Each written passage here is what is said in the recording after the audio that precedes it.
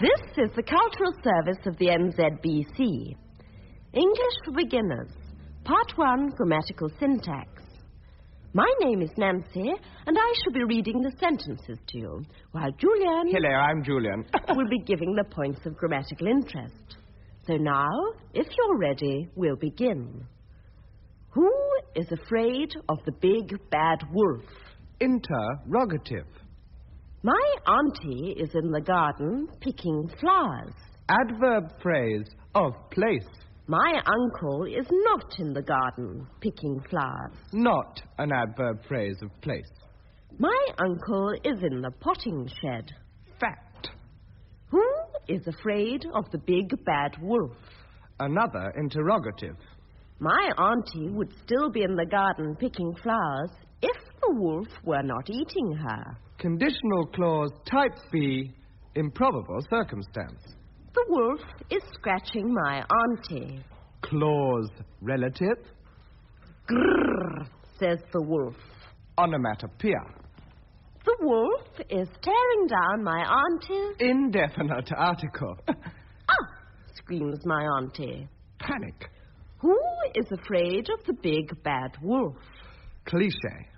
My auntie cries from inside the wolf. Indirect speech. My uncle is running round the wolf shouting. Circumlocution. My auntie is dead. Feminine ending.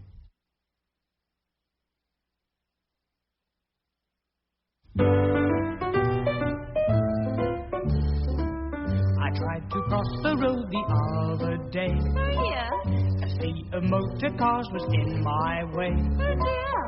And I tried to struggle through the flood. Yeah? It did no good. Oh. I felt my heart was sinking. Oh. But as I floundered on the edge and cried, the traffic parted so that I espied a little haven I could call my own. I wish that I were there on a traffic island. That's where I long to be.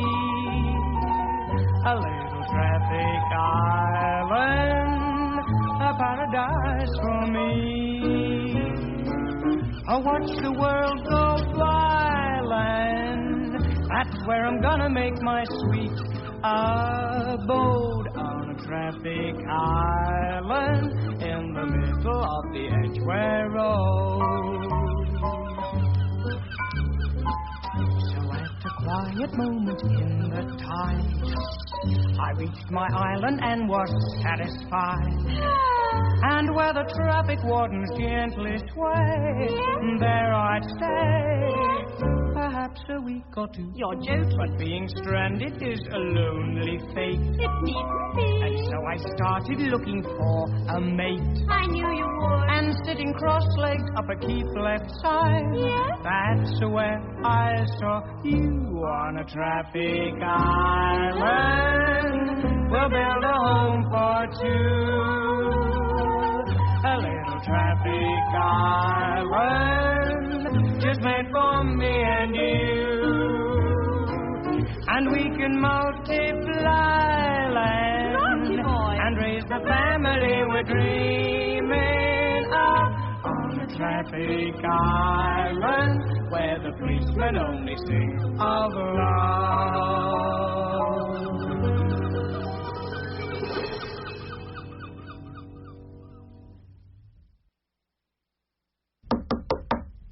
Come in. Come in, Mr. Layton. Do sit down, please. Make yourself at home. Good. So you're interested in joining the Secret Service, are you? Yes, sir. Splendid, splendid. Now, in this branch, we need alert, intelligent, active young men with good nerves. You have good nerves, have you? I think so, sir. Good. They're absolutely essential in the kind of work that we're all connected with, as you all understand, of course. Look out! Look out! There's an earwig on the desk! Look out! Don't move! Don't move! See me kill it? You see me kill it then? Nerves like steel. Good. Name? Smith. Christian names? 12, sir. Well, let's have them all, then. No, my Christian name is 12, sir. Ah, come from a large family, eh? No, sir, 3. That's small for a large family. Now, what nationality was your father? English. English, uh-huh. And where was he born? Buenos Aires. Buenos Aires. Yes, that's Somerset, isn't it? No, it's in the Argentine. Argentine. Oh, yes, silly I mean, not Somerset. Of course it's not. Doesn't even sound like Somerset, does it? Buenos Aires. Of course not, no. That's in the, Argentine, isn't it? Yes, sir. Thought it was. Now, what did your father do? He's a taxi driver. Taxi! Oh, sorry. Right, your mother, where was she born?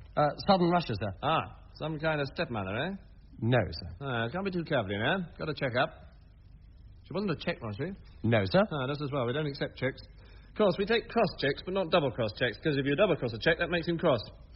You ever come across a double cross check? No, sir. Good, good. Now, German. Sprechen Sie Deutsch? Ja, ich spreche wenig Deutsch und die Wunderwasser ausgestehen Bungenhäuser. You're not German, are you? No, sir.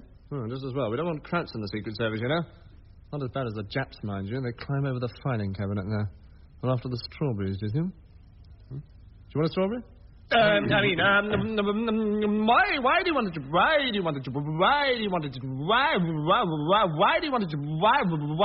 join the Secret Service? Why do you want to join the Secret Service? Well, because my father... Why do you want to join the Secret Service? Well, because my... Why do you want to join the Secret Service? Can you keep a secret? Yes, I think so. Good, good. Now, any good at codes? Well, no, not really, no. No, it doesn't matter, what would you say to the purple wombat claps its feet?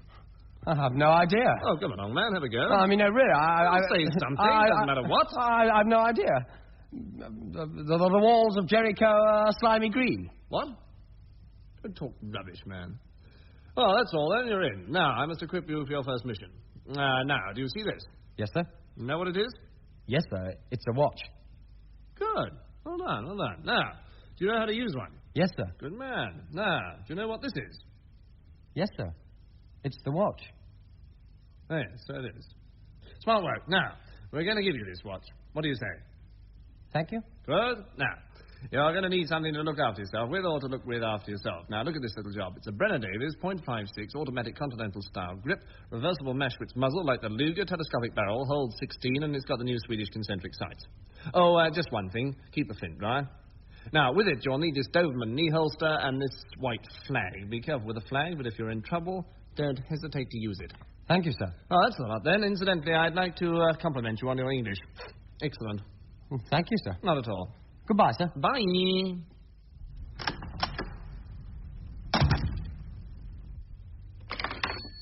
Hello? Give me number 1. Hello, number 1? I'll have to watch this new chap, you know. Mad as a hatter.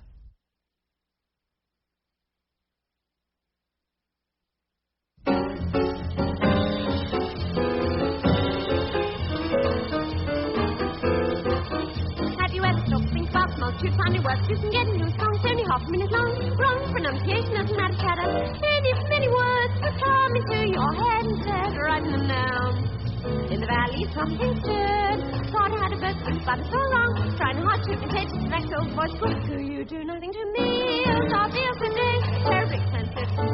And especially if you're living on a local government, can't do anything that you are for 5, 6, 7, 8. Little bit of that difference of opinion. And on and on and on the mass here, well, it didn't fit the mass, but take part in the global like a lost because I'm fully set to hear us understood a single word I'm singing, and I don't care further.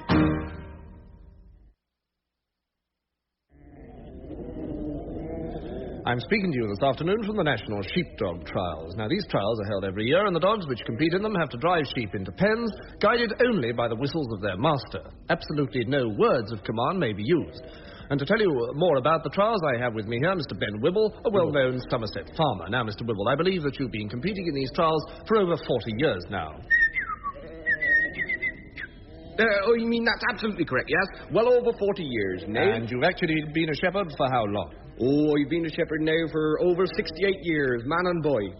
Not in that order, of course. I was a boy first, man later on. And these 68 years, if you could have them all over again, would you still be a shepherd? No, not if I could help it, no. I'd like to do something interesting, like being a shepherd. Pardon? Like being a shepherd. But you are a shepherd. So I am. Lucky old me. Ask me another. Are you married? That's none of your business. Come snooping round here. Now, Mr. Wibble, during your 68 years, you must have trained many sheepdogs. Oh, yes. How many? Oh, well over 2. 2? That's extraordinary. Well. And what is your secret for training sheepdogs? Oh, very simple. A little kindness and a lot of cruelty. You have to be cruel to the dogs. Oh, yes, very cruel. Very cruel indeed. I'm surprised it's allowed. Shocking. Yes, I see. Yes. Really nasty. Yes. Now, what do you train your dogs to do? Oh, I train them to drive the sheep into the pens. It's known as filling your pen. Shepherd's joke, that. Yes. And how do the dogs drive the sheep forward? Well, I tell you, the dogs bark at the sheep, then they crawls right up them on their bellies, then they growls at them and nudges them with their noses, and then they buries their fangs in them. And in this way, they drive the sheep into the pen. Sometimes the sheep drive them into the pen. Then the dogs just sit there looking embarrassed, and everyone laughs at them. And I laugh at them too. I think it's very funny. Yes. Now, how many dogs do you have, Mr. Wibble? Oh, 'tis a secret. I'm not telling you. 'Tis a most holy secret that cannot be told and must not be divulged. I shall too. Oh, you have 2 dogs. Are they, Yes. Well, one of them's over there. Where is he? Over there by that pile of dead sheep. Magnificent brute, treacherous to a fault.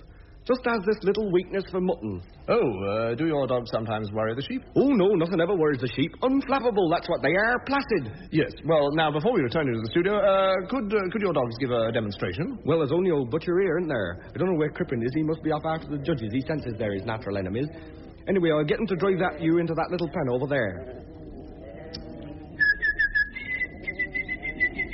Now, why isn't he taking any notice of you? Why isn't he taking any notice? You keep quiet. Surely you shouldn't be attacking that sheep like that. Surely you should do something. Oh, please, Mr. Wibble, do Stop that, you thieving cur. I'll tear you apart with me bare arm. That'll learn you. Now, sir, what were you saying? And now for news of today's vital match in the League Championship tables, over to John Wheeler. Ooh, we had a great game here at Goodwood this afternoon, where Manchester Rovers first Sheffield Thursday, but 2 goals to 1 in the candy game. Telstar was soon be beamed to California. Thursday started fast and tough. An under-23 international Arnold Fitch went close for the grand 20-yard left-foot half volley after a spotted London Palladium top ball judging by majestic £42,000 right winger, and he could. Newly signed from Pompey and doing very nicely too, thank you. But Rovers took the lead when the educated feet of tricky 5'2" ball-playing, bow-legged ex-commando, £110,000 inside right, Cyril upperclassed Wackett, beat 2 men and named a third before laying on the kind of chance Ted Buzzard don't miss. But Thursday equalised through skipper for Descartes, cool penalty, harshly awarded against Ginger Took for gouging. In second half, play got a bit rough, and after a nasty goal-mouth incident, which made the Battle of Britain look like an afternoon tea party, Rovers hard-tackling ex-bricklayer right half Vince Spratt was badly bitten, and Sid Man Hawkins had to leave field with loss of memory, while Flaxonair, top of the Football League scoring list, Elf Slakett's Ramsbottom got his marching orders from referee Barclay of Billingham, but Rovers were well on top. And their £384,913 star-studded Bank of England forward liner, Bunn, Wackett, Buzzard, Stubble and Boot, tore great holes in Rovers' defence before an 86-minute ace sharpshooter batted Bobby Cannonball Stubble magicked his way through Thursday defence before slamming a great 20-yarder pass concussed Thursday goalie Lofty Crab with distracted left foot, and now I return to the studio.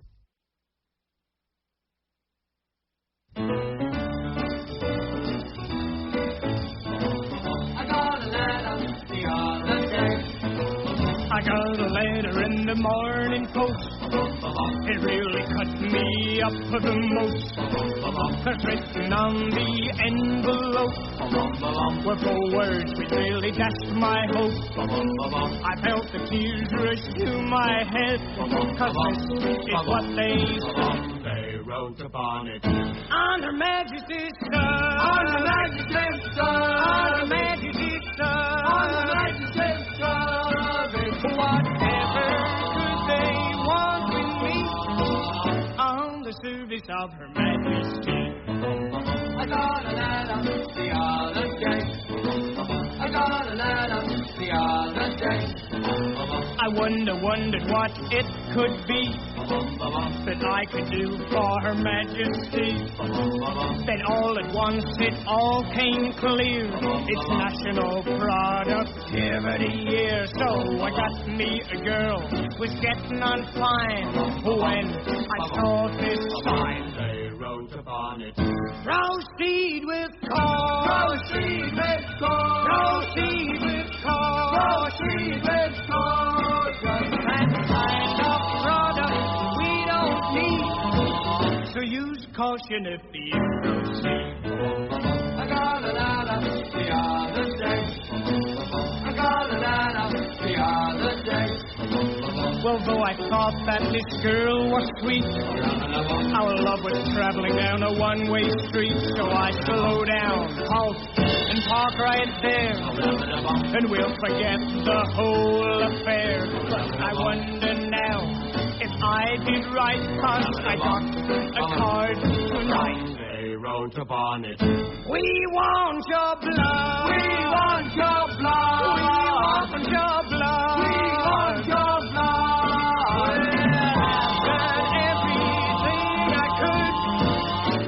Should anybody want my blood? Why should anybody want my blood? Why should anybody want my blood? We want your blood!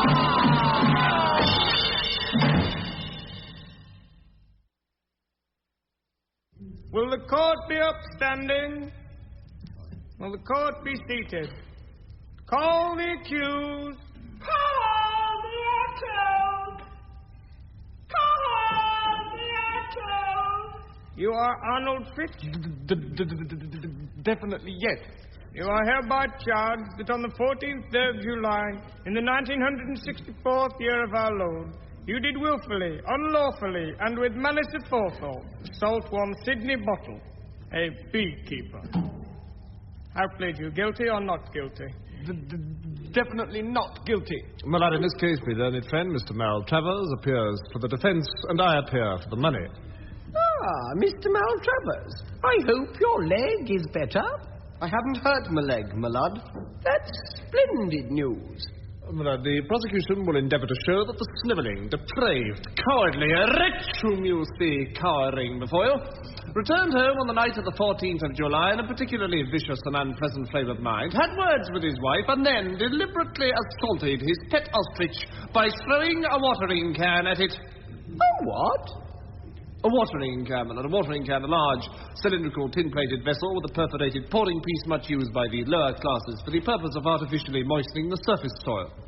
Thank you, Mr. Bartlett. Your knowledge is inexhaustible. You are very gracious, my lad, if I may continue. The ostrich, The ostrich, my lad, an ostrich, a large, a hairy, flightless bird, a resident in Africa, remarkable for its speed in running, and much prized for its feathers. Ah, a kind of platypus. No, my lad. We may continue. The ostrich, taking fright, flew out of the window and landed on the passing ice cream cart. What cart? Ice cream cart, my lad. Ice cream, an artificial cream substitute, sweetened, flavoured and frozen, originally invented by the Mohican Indians as an antidote to trench foot. Remarkable. Thank you, my lad, if I may be allowed to continue. Flew through the window and landed on the passing ice cream cart, thereby causing a small dollop of ice cream. What? A dollop! I beg your pardon, lad. I'm afraid I was trying to clear my throat. Thereby causing a small portion of ice cream to fall on the plaintiff, Mr. Sidney Bottle, a beekeeper, who was hopping past at the time, thereby spoiling Mr. Bottle's new suit. And those, quite simply, are the facts of the case, well, very straightforward ones, I think we will all agree. It would appear, lad, that the rule laid down in Pritchard against the East Halifax Fishbone Glue Manufacturing Company would apply. Ah, that was the case of the platypus. No, my lad. I think his lordship may be referring to White against Phillips, Mr. Bartlett. The case of the aborigine who was about to launch his boomerang at a dingo that was chasing his pet kangaroo had his attention distracted by a lunging platypus, causing him to accidentally release the boomerang which struck a passing cobber in the outback. An Australian case, my lad. Well, if it is an Australian case, then it cannot apply. No. My lad, or can it? If we could continue, my lad, I should like to call the first witness. Thank you, my lad. Yes, Mr. Bartlett. Call Yes, right. Percy Molar. Hello.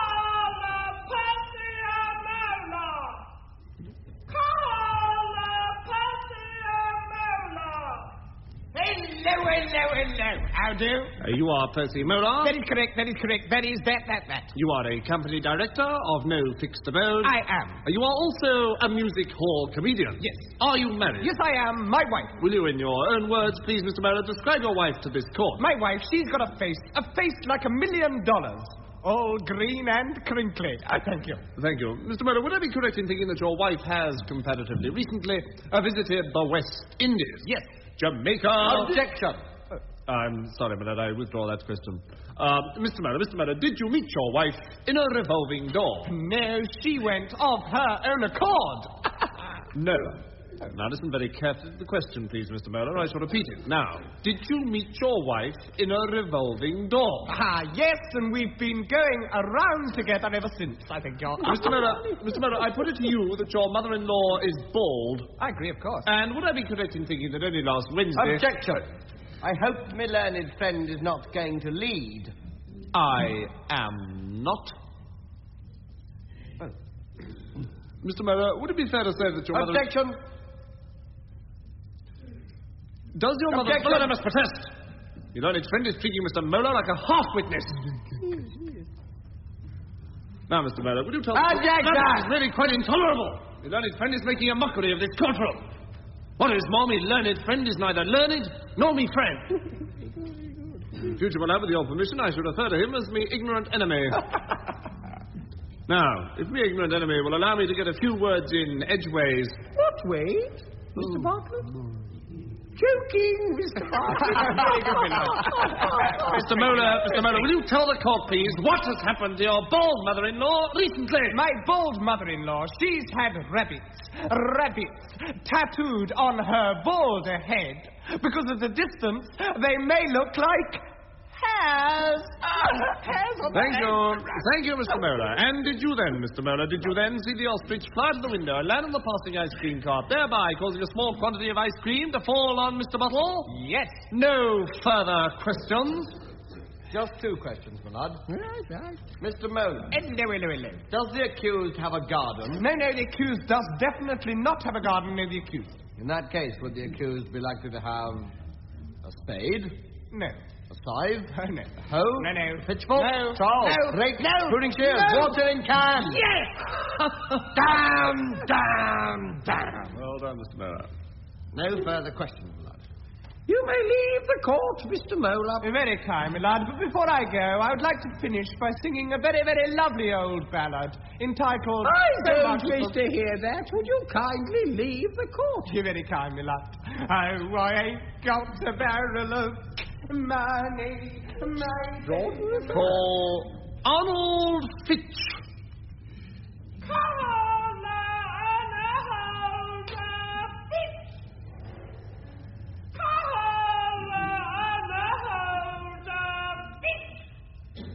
You are Arnold Fitch, alias...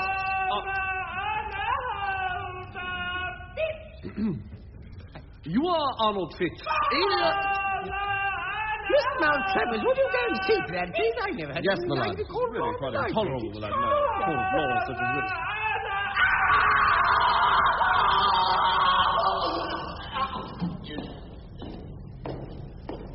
Thank you, Mr. Maltravers. A pleasure, my lord. You are Arnold Fitch, alias Arnold Fitch? Yes, Why is your alias the same as your real name? because when I use my alias, no one would expect it to be the same as my real name. Quite. You are a company director? Of course. Of course. Did you throw the watering can? No, I suggest that you threw the watering can. I did not. I put it to you that you threw the watering can. No. I submit that you threw the watering can. I didn't. Did you? Or did you not throw the watering can? I did not. Yes or no? Did you throw the watering can? No. Answer the question. I didn't throw it. Oh, he denies it. Oh. Very well, Mr. Fitch. Would you be surprised to hear that you'd thrown the watering can? Yes. And do you deny not throwing the watering can? Yes. No! Very well, Mr. Fitch. Would it be true to say, Mr. Fitch, that you were lying if you denied that it was false to affirm, that it belied you to deny that it was untrue that you were lying? You hesitate, Mr. Fitch. An answer, please. The court is waiting. Yes. What? Yes. No further questions, Blood. Call Exhibit A. A? Yes, A.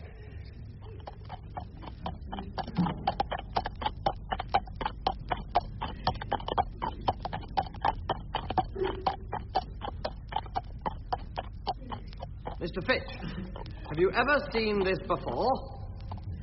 No. No further questions, my lad. It is now incumbent upon me, just as I thought, these disgraceful proceedings to a conclusion. I sentence the writers and performers, Tim Brooke-Taylor, John Cleese, Graeme Chapman, Jonothan Lynn, David Hatch, Bill Oddie, Jean Hart, and Joe Kendall, to be deported to England and thence to Broadmoor. I sentence the musicians, David Palmer, Jonathan Lynn, and Brian Hands, to preventive hanging. When I think that this half hour might have been used for a programme of French mime, all in wrestling, or nude tableau, the mind boggles. Boggle, boggle, boggle. I therefore sentence the producers of this outrage, Humphrey Barclay and Peter Downs, to a spell of 437 years, producing Listen with Mother. Good evening. Good evening, Doctor. Do sit down. I'm sorry to have kept you waiting, but I've had a long surgery this evening. Still, I mustn't complain. A pinched mouth, parrot fever, 2 yellow jacks, and a galloping mange is very good for Monday night. Now, what seems to be the matter? Well, Doctor, my legs are getting thin.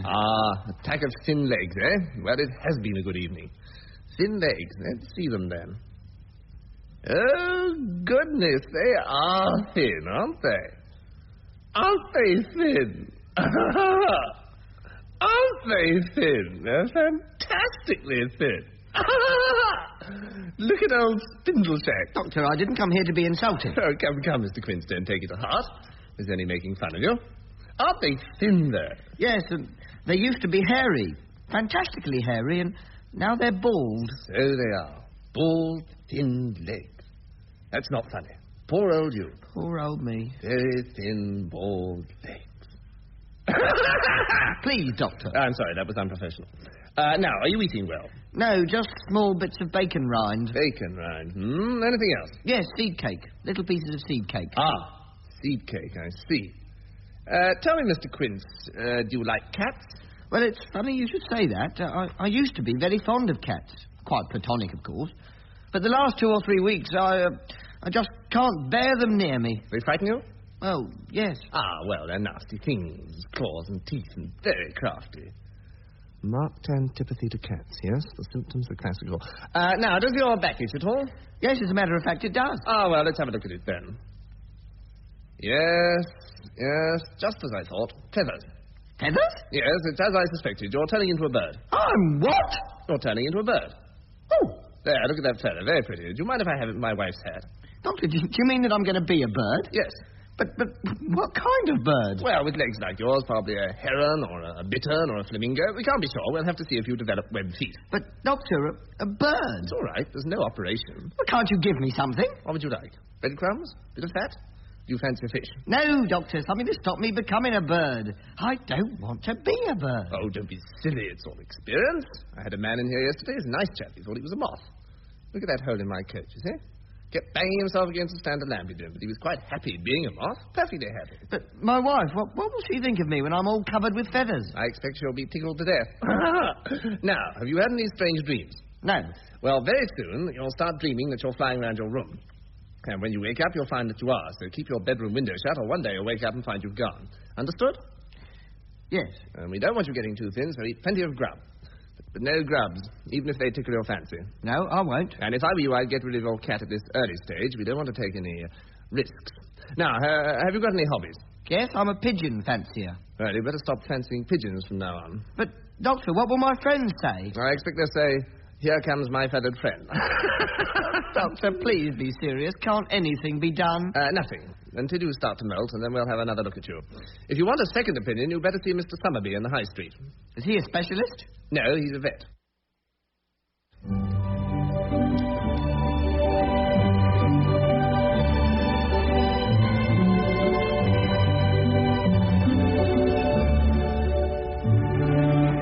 Good night, sir. Good night. Of course, you know, I've been doorman at this theatre for, 50 years now. I've seen all the stars of the old-time music hall, I have. You want to know about them, you just come to me. I'll tell you about them. 'Cause I've seen them. All of them. Eddie King, George Roby, Murray Lloyd, Harry Lauder. They were rotten.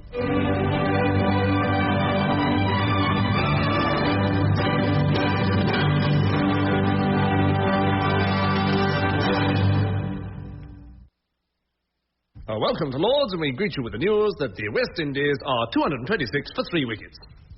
I'm sorry, the Australians are 71 for 1, and it's England in the field and doing jolly well. Don't you think they're doing jolly well, Peter? Oh, absolutely first rate. Jolly good indeed, Brian. Oh, jolly well indeed. Couldn't agree with you more if I tried. Jolly good. Well, anyway, it's been a thoroughly good morning's cricket so far, don't you think so, Peter? Oh, absolutely. Jolly good. First rate. Very entertaining. Absolutely enthralling. Jolly absorbing. Jolly absorbing. It's been rather slow so far. In fact, in just over an hour and a half, only 3 runs have been added. All of them leg buys. But it has all been jolly absorbing. Jolly absorbing, yes. But to be fair, we must remember that this is only the second day. I expect the run rate will go up sharply after lunch on the 4th day. Absolutely. Jolly good. 4th day after lunch. Absolutely. Don't you think so, Dennis? Oh, he's not here. Well, let's see who's batting then. Right, jolly good. No, it's the the Australians batting, and the score is... now, which one of those is the total, Peter? I think it's the one in the middle, Jim, not 2, sir. Ah, yes, that's right. Well, they're 71 for 3. Good heavens, they've lost 2 more wickets. Pity we missed that. Well, anyway, England now have had a thoroughly good morning in the field. You know, Brian, I've got a nasty feeling England are batting. Batting? Oh, dear. Really? Batsmen have got English caps on, haven't they? They haven't got caps on at all. Oh, no, they haven't, have they? I've made one of my silly mistakes, haven't I? Well, anyway, up here, we all think that England are batting, and so it must be Peter Goddard bowling, don't you think so, Brian? I don't know. I just don't know. Absolutely right. Trevor Goddard bowling. And he's walking back to his mark. He stops, turns, characteristic little somersault at the beginning of his run, and in he comes. 1, 2, 3, 4, 5, 6, 7, 8, 9, 10, 11, 12, 13, 14, 15, 16, 17, 18, 19, he bowls, and... What happened to that one, Peter? I think he got a touch down the leg side. Oh, I thought it hit him on the pad. Well, anyway, the ball's gone down the leg side. No, wait a moment, he's hit it past cover for 4. Beautiful stroke, past cover's left hand. No, the ball went straight through to the wicketkeeper. So it did. He didn't get a touch, straight through to the wicketkeeper. I think he touched it. Yes, he was dropped to the gully, put down in the gully by Grace there. Bad miss. No, wait a minute, he's walking back to the pavilion. I think to change his bat. No, he's chasing off a dog. Oh, no. No, wait a minute, he's... No. What exactly... It's a lovely day, Lords. Over to Wimbledon. Oh, no, he's been given out. Out! He has. Rashed him. Head right in the air. He must have got a touch. That's English number 4, quarter of the wicket. I think he was bowled. Look, leg stump's missing. Oh, so it is. Unless he was stumped. No, clean bowl, trying to sweep. Silly shot. But we have had a jolly good morning's cricket. Yeah, that's Arthur then. Bowled Goddard. No, he's not out. No, he's not out. Well, what a relief for England. What a relief. Well, so Arthur's still there then with 20... anyway, he's still there. And what a good morning's cricket we've had. And as we return to the studio, we say once again, a thoroughly interesting and entertaining and absorbing and boring morning's cricket. We may not know much about the game, but at least we're gentlemen. I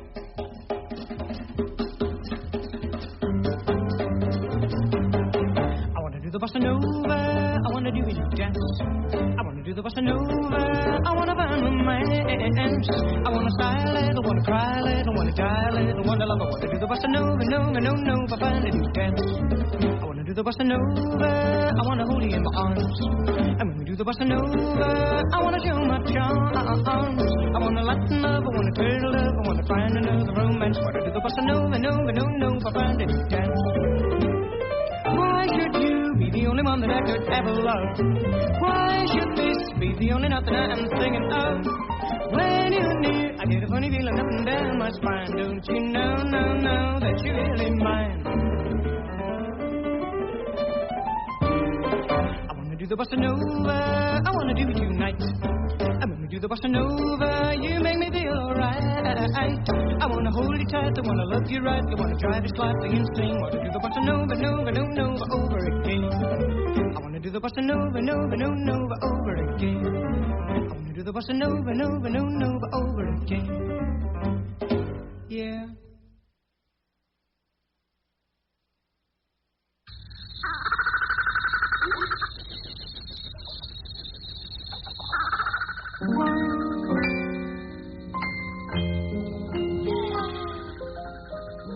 It's a magnificent country. It's so big.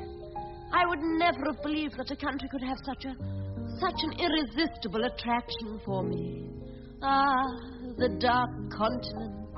Ah, Africa. Malaya, darling. Malaya, Africa. They're all British. Mary, darling. Yes, John, darling. Mary, there's something I must tell you. Yes, Mary, please, John, don't make it any more difficult for me. It's hard enough as it is. Yes, John. You see, it's been going on for some time now. What has, John? Mary, please try to understand. But I do. No. You think that you do, but you don't. You see... John? Do you mean it's all over? Between us, I mean. Oh, God. Mary, please try to... Mary, don't move. Keep absolutely still. Don't make a sound. What is it, John? There's a black mamba crawling up your leg. What? Now, don't move. Mary, please try to understand. John, we haven't reached the point of no return. No, Mary, don't you see? It's no good. We just can't go on. John, do you mean there's somebody else? John, to think that I trusted you all along. Oh, Mary, don't reproach yourself now. But Paul said that you... Paul? Yes? Paul! I never want to hear his name again. Paul who? Paul Denning. Oh, Paul, yes. Now, didn't he marry the Musgroves girl? No, that was Anne Fielding's cousin, Archie Davis. Keep Archie out of this! So it's all over between us. Between you and I mean. Between you and me, you mean? Yes. Yes. John. Oh, it was all so lovely in Kuala Lumpur in the spring. Do you remember how we used to wade together through the mangrove swamps? And how we used to watch the baby bandicoots frolicking in the Nagumba trees? Did you put the leopard out? Yes. Do you remember how we used to watch the little native boys turning happily on their spits?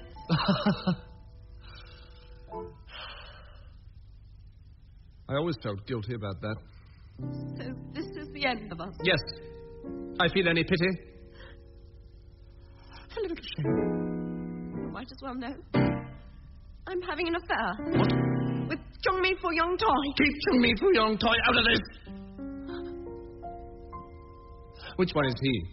I don't know. They all look the same to me. You love him? Love him?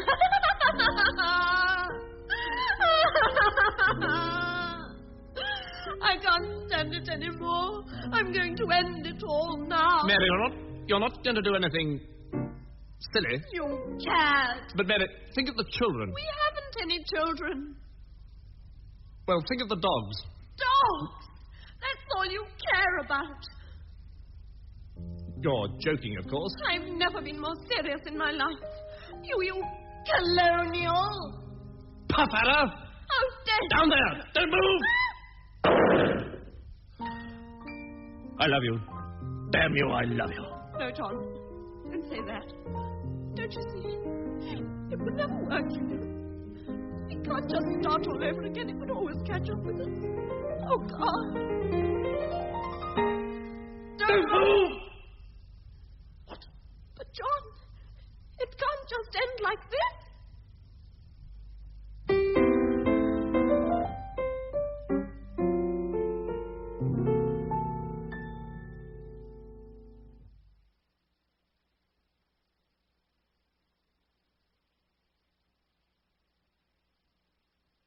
Good evening. I want to talk to you this evening about the bright star which you can see on the eastern horizon at about 10:30 any evening this month. Now, this bright star is called Regella. Regella. It is, at the moment, one of the brightest stars in the sky. About 35,000 times as bright as an ordinary 40-watt bulb. Now, Regella is also a very big star, 38,285,000,000 miles in diameter.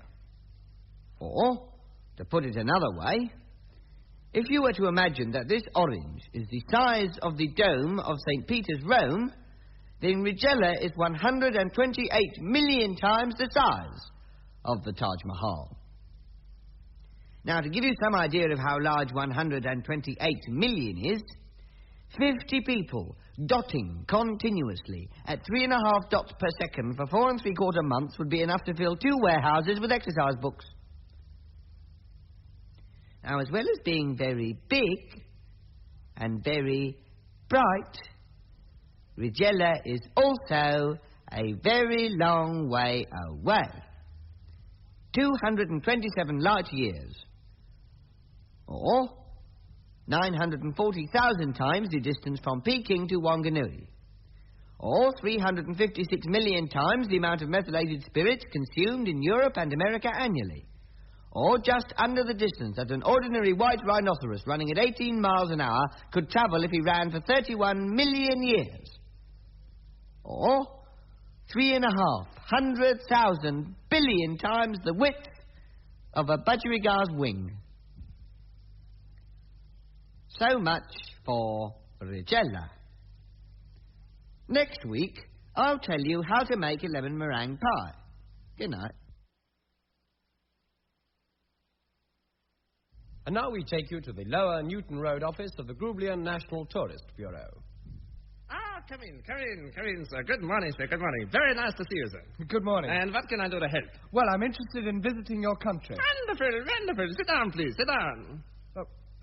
I'm afraid there aren't any chairs. Well, sit on the floor. It's very clean. Very clean. In our country, all the floors are clean. We have the cleanest floor in the world.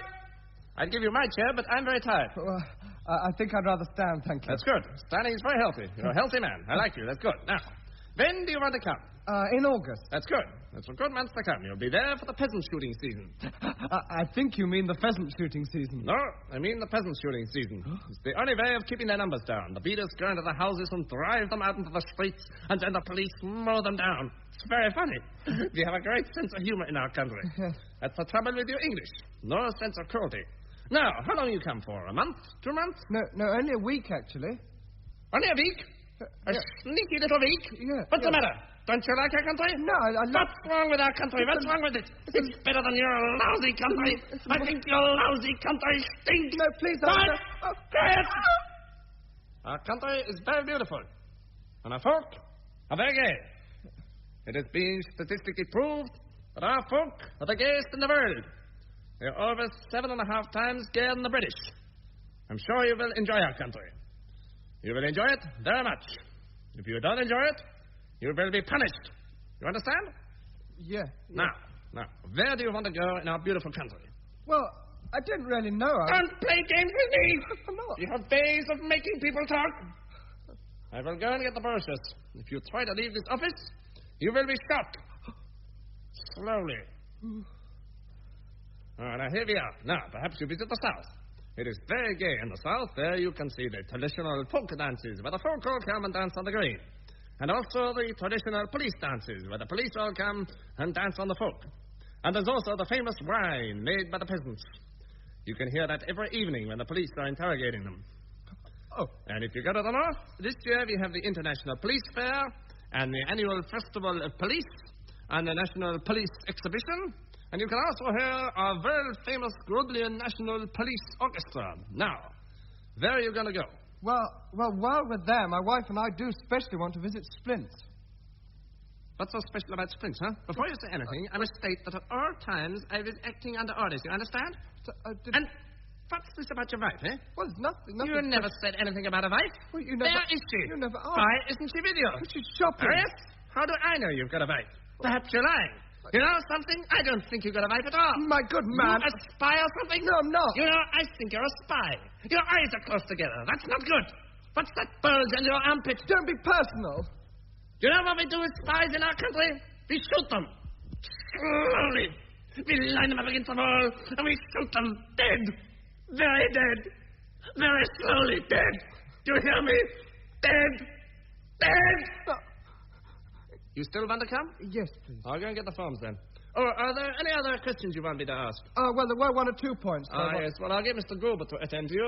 I must be off. I'm being executed at 3. Oh, dear. That's all right. It's not for anything serious.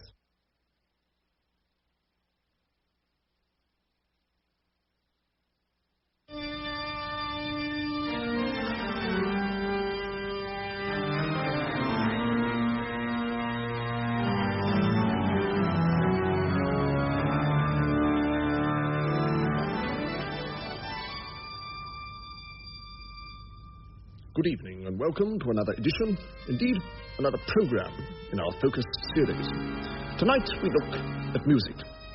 Indeed, at popular music. Pop music. Recently there has been a spate, indeed one might almost say a flood, of popular songs, pieces with an intellectual slant. Tunes such as Mona Lisa with a laughing face, Venus in blue trousers, Roll Out the Beethoven, and I Want to Hold Your Handle. And indeed, one might almost say, in fact, tonight, the Focus team presents its very own intellectual pop song. And here it is.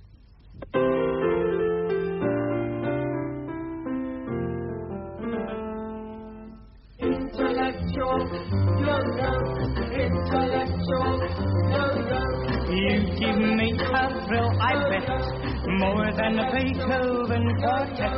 Sibelius and Bach through. Well, that's how I feel about you. You're more beautiful by far than a genuine Wedgwood jar. You're the loveliest piece on view, and that's how I feel about you.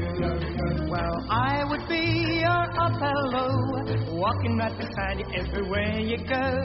He and I would soon agree. It's fun to own a Desdemona. There's nothing quite like you, it seems, in Salvador Dali's wildest dreams.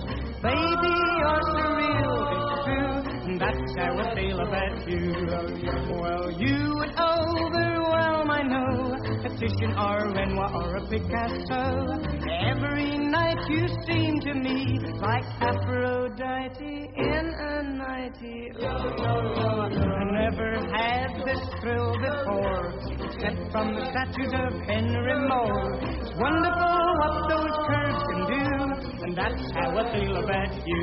Oh, that's how I feel about you. Yeah, that's how I feel about you. It is now with great pleasure that NZBC presents the world premiere of a newly discovered Oscar Wilde play entitled The Importance of Being Lady Windermere's Ideal Husband. Mama? Oh, Annabelle, what a perfectly delightful party this is. Everybody is talking about nothing, but nobody is saying anything. But we're talking about people, Lady Carstairs. I do adore talking about people. It is a guarantee that they will talk about me. Of course you're right, Lord Lampwick.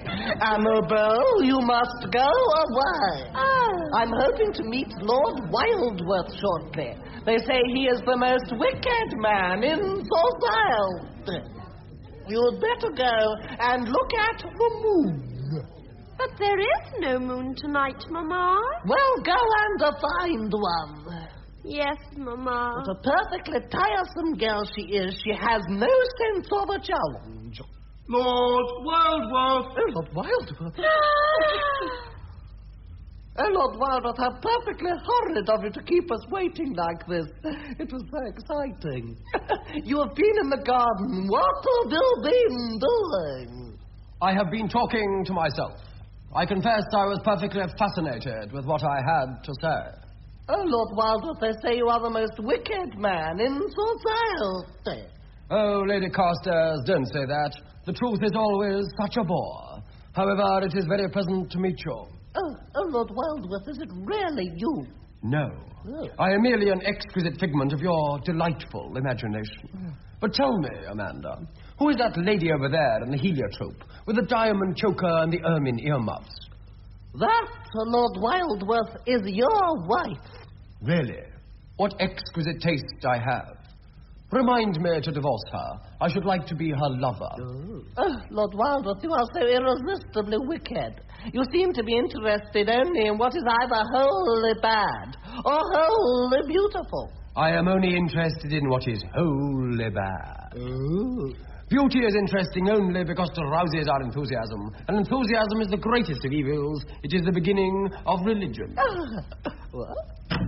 Where did you get this gorgeous beast? You're speaking of the flunky I love. Love? Love? What do you love his breeding? Oh. Annabelle, come here. Yes, Mamma. Young man, where were you born? Under a gooseberry bush, milady. Oh, gooseberry bush. What? In 1885. Not a good year for gooseberries. But now I must be merely dull. I must go at once. There is a new play on at the St. James's. They say it is a tremendous success, but I confess I don't remember writing it. Oh, I'm sure you did. Yes, of course. Thank you. I trust you've enjoyed meeting me. Mamma, you always said that I was born under a gooseberry bush. Young man, where was your gooseberry bush? In Leighton Buzzard, milady. Leighton Buzzard? There is only one gooseberry bush in Leighton Buzzard. Then you must be my brother. Your brother? Your mother? Your lover. Oh.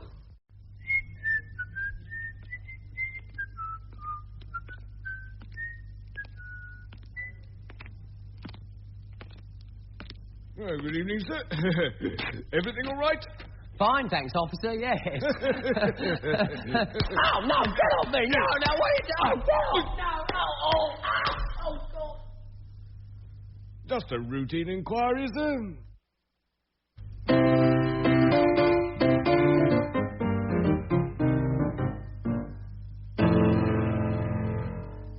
And now, here is the news. I'm sorry, I'll read that again. Here are the news. In a mid-channel ceremony this morning, President de Gaulle, the well-known foreigner, strengthened the Entente Cordiale when he opened the escalators connecting the 10-mile French Channel tunnel with a 10-mile British Channel bridge. The Duke of Edinburgh spent this afternoon touring a knitting needle top-fitters factory in Dunedin. On his arrival, he was greeted by the managing director, Mr. L.H. King, who introduced his family and said, "Although my name is King, you are obviously far more royal than I am." Prince Philip replied, "Thank you very much. It is a nice day." The great train robbery. The great train is still missing. And now for news of the situation in Nairobi, over to Nigel Watts in Munich. Here in Munich, the mood is one of tension, of suspense. But somewhere discernible in the tension is a lack of tension. A lack of tension. The streets of Cologne here tonight are full of people passing and repassing as they go their various ways. But on many faces there is little sign of the tension or lack of tension that all of them must be feeling. For beneath the superficial gaiety, the carefree merrymaking, there may well be the realization that this is not yet the end of the matter. From the brightly lit cafes at the Forgenrudenstrasse, good night. Now for a look at the weather, over to the weather office. Right, let's have a shot at the forecast then, shall we? What's the seaweed like, Noreen? Wet, Norman. Oh, depression centred over Wellington, clear enough. Oh, which way's the wind blowing? East, Norman. Moving eastwards, we could say. Anything else to go on? Oh, well, while I was on my way home to bed about 2:30 this morning, Norman, in Littleton this was, the sky was a bit red. Red sky at night, shepherd's delight. Red sky in the morning, shepherd's warning. Well, what would you call 2:30 in the morning then, dear? Red sky in the small hours, showers? Yeah, so it looks like showers in Littleton. How are the fir cones, Noreen? Well, they're opening slightly. Ever so slightly. What would you guess then, dear? Well, shall we say 347 millibars rising to about 352 around lunchtime tomorrow? Oh, let's. Lovely, Noreen. Any news from Otago? Oh, yeah. Willem says he's seen a hedgehog with 3 legs. Oh, hedgehog with less than 4 good feet, sunny day, and then some sleep. Oh, I'd just like to add, Norman, if I may, the news that there's a rainbow in Hamilton at the moment. So this, of course, means Hamilton in many colours. Take the car and your umbrellas. Yes, and a brief word for Waitakere dwellers. When thunder clouds the Waitakere's hide, kill the cat and come inside. Well, that seems to be that for today, except for the long-range weather forecast for May, June and July. Which is, Noreen? Changeable, Norman.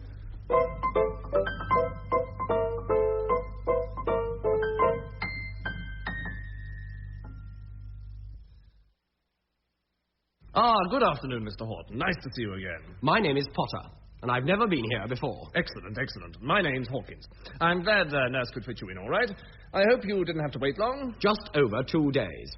It's Friday today, and it's 3:45. My appointment was for 11:30 on Wednesday. Yes, well, I'm sorry to have kept you. Now, what have you come to see me about? I beg your pardon? What have you come here for? What did you make your appointment for? Don't be shy. My teeth. I might have guessed. Splendid, splendid. Teeth. Teeth are my speciality. I'm a dentist, you know. Yes. Yes, I'm a fully qualified dentist. I can speak French, too. Now, would you like to sit down in the chair? I'm sorry about the mess. We had a party in here last night. Now, are you in any pain? Yes, I'm in great pain. I'm in agony. I've been in agony for 3 days. Oh, 2 feet peg hurt. Oh, I just remembered I'm clean out of anesthetic. I finished it up last night. You know, the party got a bit wild and I had to quieten some of them down a bit. Still, I've got a small rubber mallet here. If I hit you sharply in the nape of the neck, it'll probably put you out for a bit. Well, haven't you any gas? Well, no, we had balloons as well, you see. Now, how do you want your hair cut? Long at the back? Oh, no, it's teeth, isn't it? Teeth, that's the mouth. Open wide. You have got bad teeth. What a rotten old set of teeth. You've got cruel lips, too, and your nose is too long. No, don't move, keep your head still. Mouth open wider. Now, stand up for a moment. Right. Keep your mouth wide open. Now blink. Now jump up and down. Keep blinking. Now wave your arms around. Now hop on one leg. Mouth open. Keep blinking. Right, that's enough. Oh, it's a great job, this, what you can get people to do. It gives you a sense of power. Now, sit down again. It's getting a bit dark in here. You can close your mouth now. Thank you. Yes, it is. Oh, I better light a couple of candles. They've cut the electricity off, I'm afraid. We'll have to use the hand drill. Now, nurse! Nurse! Coming, darling. Hello, Diddums. How's my little sweetiekins then? Fine, thank you, darling. How sweet is Hank? Oh, gone now, Chucky. Now, I want you to come and help. Anything for you, Pet. Now, where's the trouble? Oh, I think I'll take this one out. No, that's not the one. I know, but I want one that shape. Now, which one hurts? One right at the back, on the right. Right, open wide. Wider. It's not easy to see properly. Open a bit wider. Wide as you can. No, it's no good. Can you open any wider? No, I can't see it properly. I shall have to get inside and have a look. Nurse! Yes, darling? Come over here, dear. Now, Mr. Potter has a bad tooth right at the back of his lower jaw. I can't see it from here, so I shall have to get into his mouth and have a look at it from the inside. Could you give me a leg up? No, not yours, mine. That's right. Then pass the instruments through when I ask them. Okay. Oh, and Mr. Potter? Now, keep your mouth as wide open as possible, please. Keep your head still and try not to cough or sneeze. All right? Good. Open wide, then. Leg up, nurse. That's it.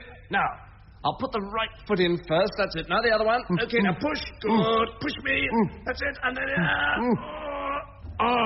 that's better. Now, just hold it round. Yes. Here's the troublemaker. Nurse! Yes, darling? I'll have to dig him out. Could you give me the forceps and the bilateral extractor and the spade? Thank you. Mr. Hawkins. Wait a moment. Yes? Mr. Hawkins, I think I'm going to swallow. Mr. Potter? Mr. Potter, wait. Let me get out first, Mr. Potter. Wait a I'm minute. sorry, I can't...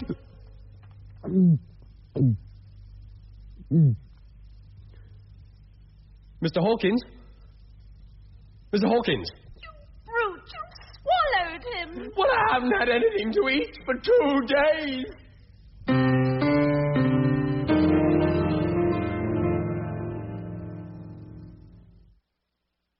Whenever I feel afraid, I hold my head erect with latitude.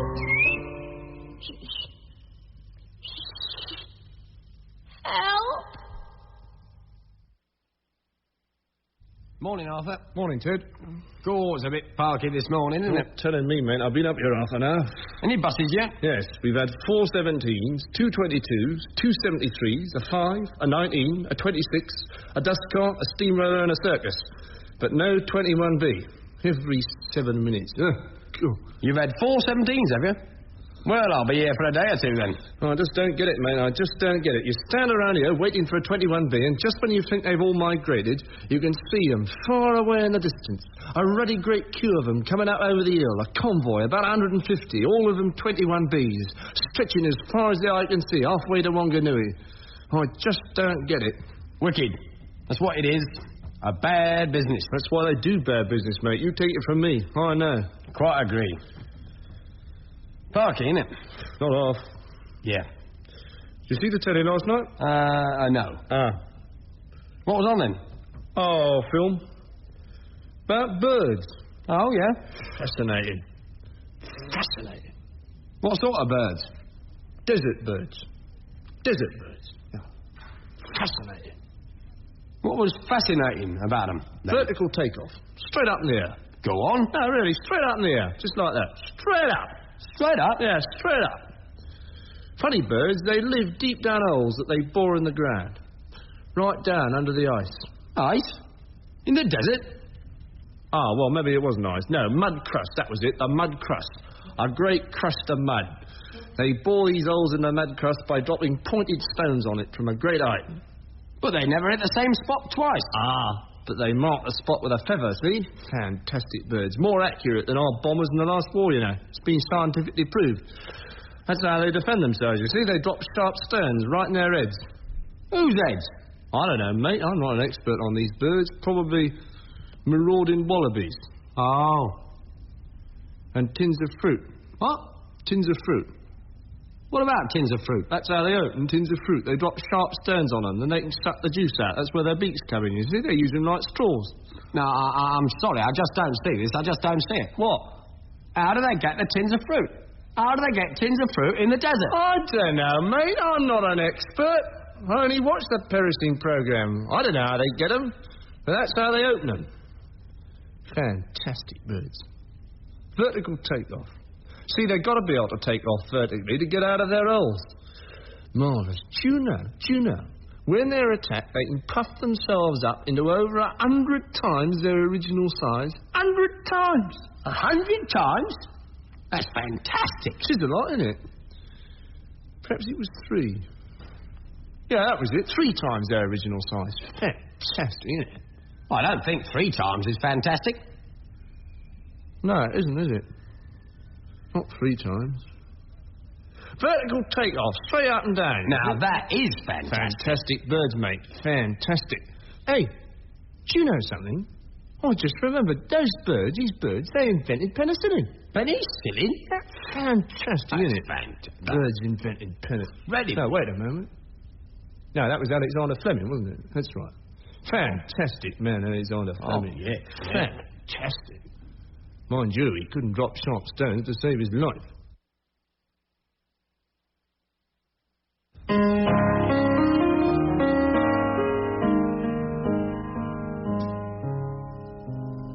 For years I've dreamt of the perfect lover. I'd surely know him when he came along. There'd come a day when I'd discover a man who was handsome, clever and strong.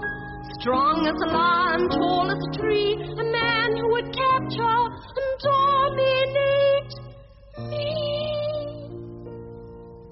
But along came Jim, an ordinary guy. You'd never notice him if he came by. With his ordinary looks, his ordinary ways, the kind of man you always meet on ordinary days. But I love him, yes, I love him, 'cause he's just my Jim. Yes, along came Jim. Oh, I just can't explain. What does he offer? It's surely not his brain. He's not much to look at, you'd never look twice. But when you get to know him, he's really quite nice. But I love him, yes, I love him, 'cause he's just my Jim. I remember meeting Jim. It was at a party. He didn't have much to say for himself that night, but I found out later he wasn't shy, just dull. But every morning when I hear the round, masculine tones of his first belch, and watch him scratching his dandruff into the cornflakes bowl, well, yes, I know. He's just my Jim. Dim old Jim. Goodness only knows what made me notice him. It's surely not his looks. It's surely not his clothes. It's surely not the funny baby way he picks his nose. But I love him. Yes, I love him. 'Cause he's just my Jim.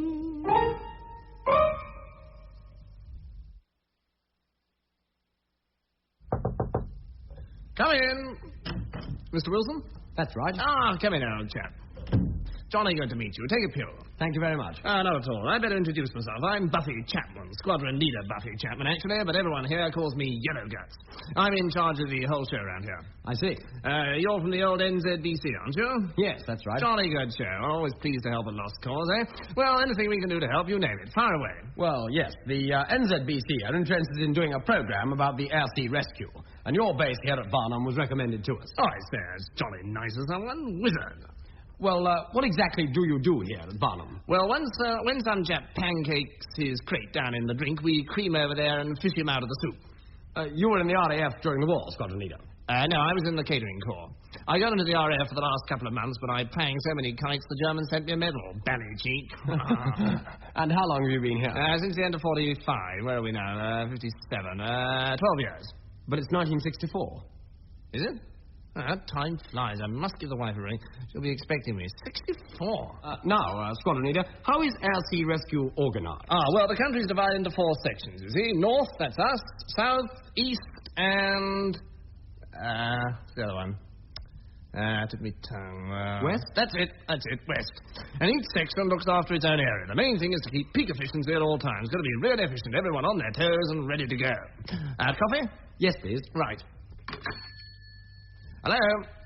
Could we have 2 coffees, please? Tea be all right? Yes. 2 teas, please. Oh, no tea. Anything to drink?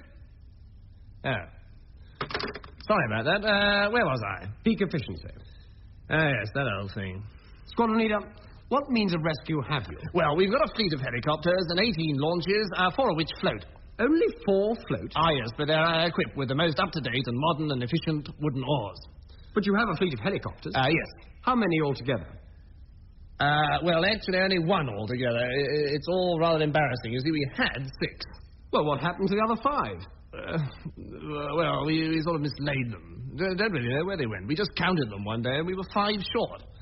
I don't think people steal them. I think they just borrow them and forget to give them back. The only one we've got left is the dud one, just as well, actually, because the pilot is awful, ghastly, dreadful. He's got a terrible head for heights. Nobody looks down, he gets vertigo, bingo, out of control. Do you know, I see him 400 feet up, with the rotors dead still and the helicopter going round and round. Well, why don't you get rid of him?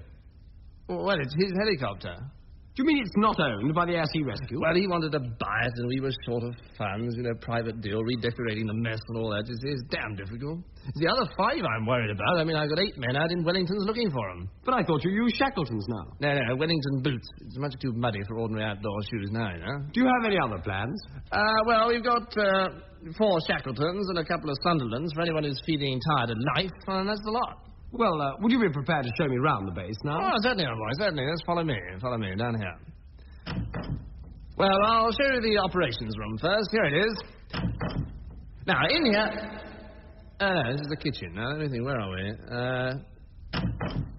No, No, nothing there. Down here. Now, the operations room is the nerve centre of all our activities here at Barnum. We've got 12 men working day and night, so the base is permanently at alert. Here's the operations room.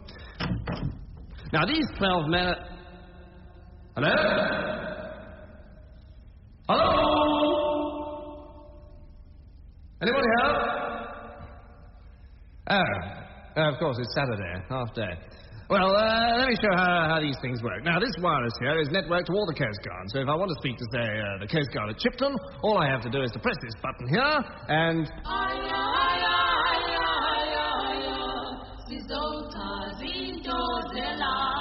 No, wait a moment. Pull this switch...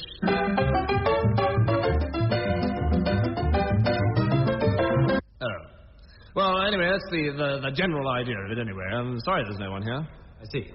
Well, thank you, Squadron Leader. I think I must be off now. You couldn't drop in again next week. You fix something up. No, I'm afraid not. Thank you very much. Well, goodbye then, Mr. Wilson. Goodbye. Well, there he is, Doctor. What do you make of my husband? I'm terribly sorry, Mrs. Anderson. I'm afraid we'll have to put him to sleep. Oh, dear. Do you have to? Well, it's kinder to them in the long run, you know. Well, I suppose so. Oh, it's the children. They treated him almost like one of the family. Oh, he'd get down, they'd ride on his back. He was like a dog to them. Yes, he was a wonderful old thing. Oh, he is, Doctor. Yes. But, well, he's getting on a bit, you know. For a man, that is. Yeah, his hair's falling out. And when we have visitors, he's always rolling over on his back for them to tickle his tummy. Yes.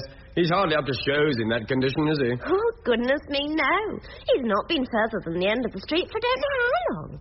To be honest, he's never really been the kind of husband you put on show. His legs are too far apart. Quite. He is rather big, isn't he? Oh, yes.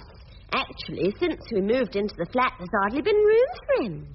And don't they grow? When I first had him, you'll not believe this, he was like one of them little toy men, all tiny and cuddly. I thought he was full grown then. Quite frankly, I think they told me wrong about him. I mean, he's huge. Life's no fun for them when they're like that, you know.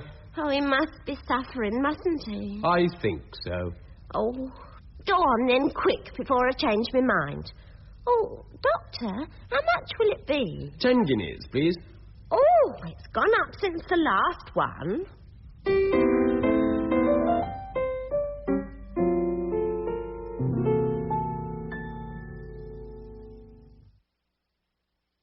Today there is a boom in country and western songs. And we know why. It's because these songs always tell about the strange and wonderful adventures that have actually happened to real people. Like this. Sing us a song, please. All about real people and real adventures. Okay, just listen to this. 'Twas down in Old Virginia in the year of 62. The sun was red, the fields were green, the sky was deepest blue. The rain that fell was always wet and the snow was always white. The sun shone bright the whole day long, and the moon came out at night. Oh, the wind blows free, take me back to the wild country. There's nothing like sight you see when you're a traveling man. It's fantastic. Tell us another one. Well, I was up in Houston in the year of 63. There was grass in all the meadows and leaves on every tree. You know, the towns were full of houses with people passing through. In fact, it all reminded me of Virginia in 62.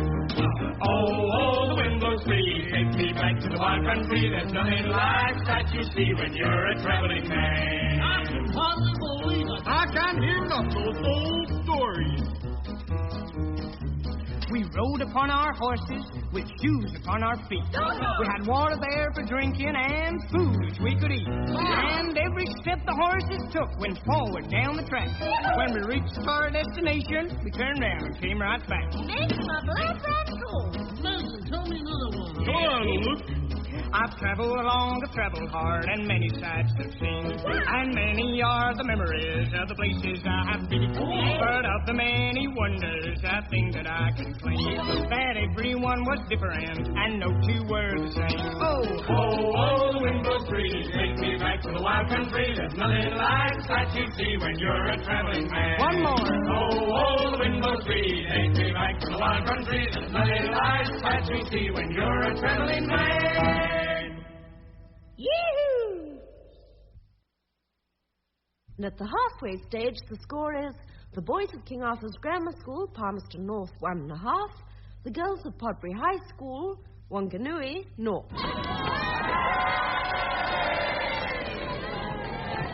And now, round 7. Tell the difference.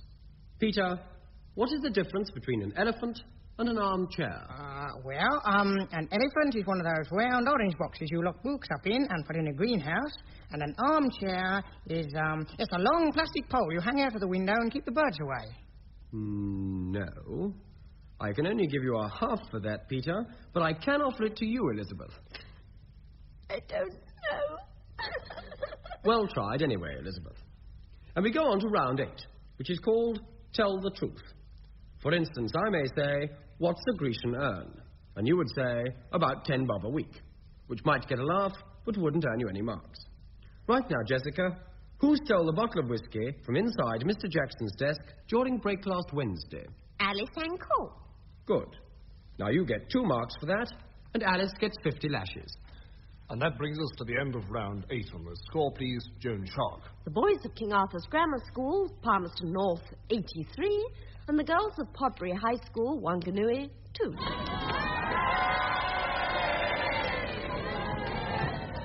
And so we come to round 40 on the music question.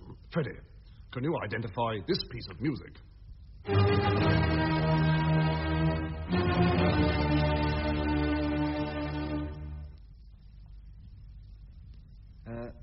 Is it, Bar Bar Black Sheep? No. Would you like to hear it again? Yes, please.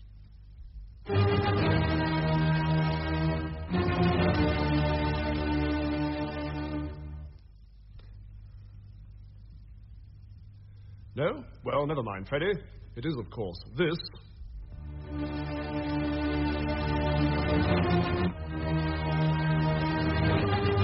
Backwards. Good. Now, round 56 is called What Would You Do with A? Feed it to the horses, ha ha ha. No, I'm afraid not, Adam. What I mean is, what would you do with a something? You see? So, Penryn, what would you do with a wombat? Play wom with it. Yes, good. That's 4 marks to you, Penryn. William, what would you do with a titfer? Well, you'll string it, and then you'll... No, I'm afraid not, William. Jolly good shot, but you would, in fact, wear it on your head. It is a kind of boot. And that, I'm afraid, is the end of the contest. And Joan Shark, the final score, please.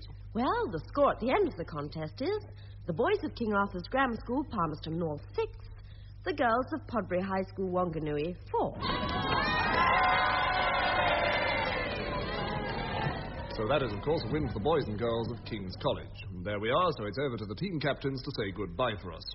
Well, I'd like to thank the boys of King Arthur's Grammar School very much for a most exciting contest, and say that we're ready to meet them in the gym after lock-up. So, school, 3 cheers for the boys of King Arthur's Grammar School.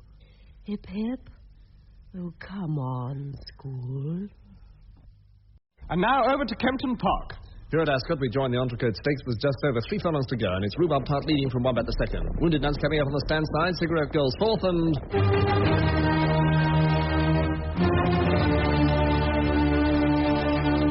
Beethoven's 5th. And as they come round into the straight now, it's Rhubarb Tart from Wombat the second with Wounded Nun challenging it. 5 furlongs to go. 5 furlongs, and they're coming up to the 8th fence, and they're all over safely, and it's only 6.5 furlongs to go, and Wounded Nuns move into second place as they lead the race course and go out onto the M1. And as they thunder towards me now, it's Rhubarb Tart still from Wounded Nun with Frying Pan moving up to challenge Wombat the second, and to see how they fare at the North Sea jump over to Mike Granton at Dover. As they come towards the first double, it's still Rhubarb Tart in the lead, and they're all checking in at the customs. And Wombat the second has refused there. In fact, quite a few are being stopped by this fence, but Beethoven's over, and so is Wounded Nun, and as the rest of the field come up to take this fence, we join Pierre at Boulogne. Rhubarb Tart has just taken the huge channel fence beautifully and has gone racing on towards Germany. Here in Berlin, I can just see now that Wounded Nun and Rhubarb Tart are going to take the Berlin Wall together, and they're over and the field is scattered over Europe now as we follow the leaders who have taken a sharp right turn towards Africa. And with Beethoven joining the leaders, they've done the Suez Canal turn. While the leaders race away down the Burma Road, we hear that there have been some terrible falls at Niagara. Frying pan faltered at Malta and Gibraltar and then fell at the Zanzibar. Now back to the leaders again as we hear the rhubarb TARDIS come Acropolis over Athens. Oh, the last double, it's Beethoven and Wounded Nun over the Great Wall of China and the Iron Curtain, and I'm afraid there we must leave them. But we will bring you the results when the race finishes on December 25th at Christmas Island. So, from the Grand International, back to the studio.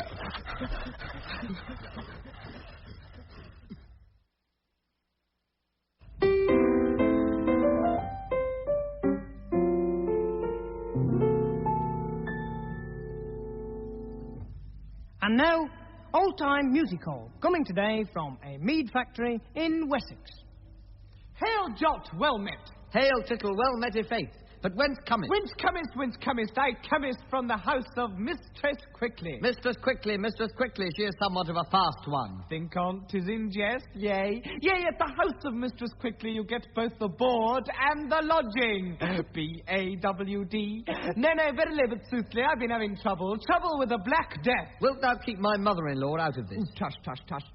I hear the bard is to wed. Yes, at last, Anne Hathaway. But Will Shakespeare. Shall I tell thee a topical tale? Hasten with it, prithee. Her Majesty the Queen. God bless her. Was descending from a coach the other day into a puddle. Into a puddle right out to her Nay. And she said to Sir Walter Raleigh... What did she say? Where are the cloaks? And he replied... First right and follow the rush matting. Oh, nay. Are you sure 'twas he? Yes, 'twas Sir Walter. Raleigh. Ooh. Canst thou tell me? Canst I tell you? Why un's nose? Oh, it's an un's nose riddle. Canst thou tell me why un's nose stands in the middle of un's face? Nay, I cannot tell thee why one's nose stands in the middle of one's face. Then I'll tell thee why un's nose stands in the middle of un's face. Prithee. Why? To keep un's eyes either side of his nose. But that's not very funny. No, but it's Shakespeare. Oh, I see. It's another bard joke. Ooh, nay. I don't wish to know that. Kindly leave the globe. Now, Tittle. Yes, Jot. Shall we finish with a song? We'll finish with a song, Jot. A lute song. An incredibly lute song. Entitled A Farthingale Hung in Berkeley Square. Oh, stop your tittling, Jot. Minstrel. Prithee.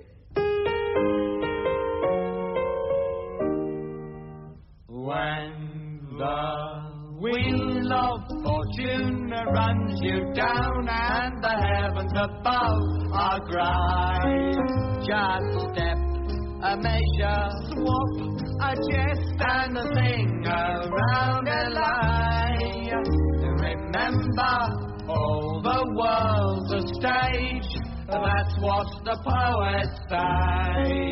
So step, a measure, swap, a jest, and a thing around a line. Someone says, as flies to wanton boys are we to the gods. But that's all much ado about nothing. Give me a lace mutton, a flacket, and a pound or two of flesh. Show me a bank whereon I'll have a wild time. After life's tomatoes we'll play bowls, Till Burnham Wood shall come to Dunsinane. And when the last alarum sounds and you come to the end of the play, just step, a measure, swap, a jest, and a thing around the line. A hang on it, a thing around the line. Odds bodykins sing around the line.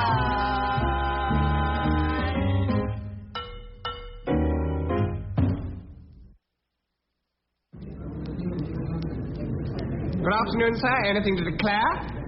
Watches, jewellery, alcohol, cigarettes, lunging pins? No, nothing. Any firearms, tape recorders, 9-inch nails, birds of prey, foam rubber teeth, pocket cannon or ships of war exceeding 3,000 tons displacement? No. Any aluminium foil shirts, hunting knives, pendulums, suede socks, fire engines, fresh fruit or intoxicating photographs? No, but I do have an animal. Ah, you have an animal? Yes. And what kind of animal, may I ask? A mammoth. A mammoth, stuffed animal. Now that comes under clothing.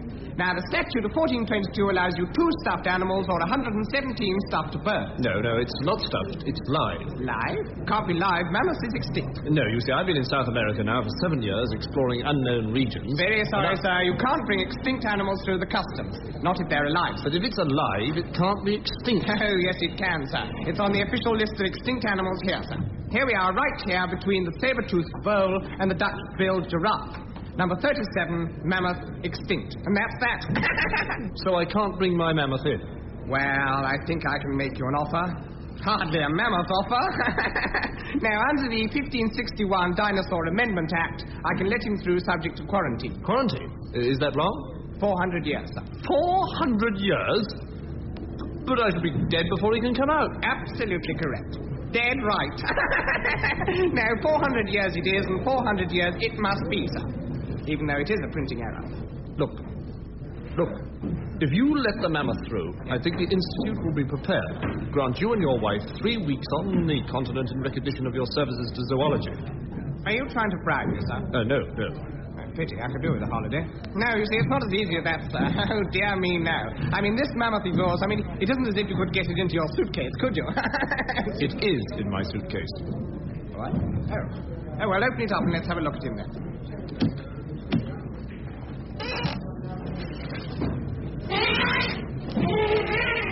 Oh, what a dear little fellow. Chucky. Well, isn't he sweet? I see, he's a bit small, even for a baby mammoth, isn't he, sir? Oh, yes, he's not a baby ordinary mammoth. He's a baby dwarf mammoth. Ah, that explains it. All the ordinary mammoths are extinct. That's right. Tell me, what did the ordinary mammoths live on? Rhubarb tart. Rhubarb tart? Surely they couldn't get rhubarb tart. No, that's why they're extinct. Oh, I see. Tell me, how big will he get, sir? Oh, 10 or 12 feet high. Well, how big were the ordinary ones? Oh, much bigger than elephants. Some of them were as large as whales. Good heavens. Great Scott, would you believe it? Well, I'm blowed. Goodness gracious me, my word, I declare, well, I never fancy that. You don't say. No, you don't understand. Well, I think we can stretch a point. I mean, us customs officials are human just like anybody else, aren't we? Oh, yes. Now, you just pop it in your suitcase, and I don't think we need trouble you any further. Well, that's very kind of you. Don't mench, sir, don't mench. I mean, it isn't as if you had a ruddy great brontosaurus half a mile long, is it? Yes. Well, I was just coming to him.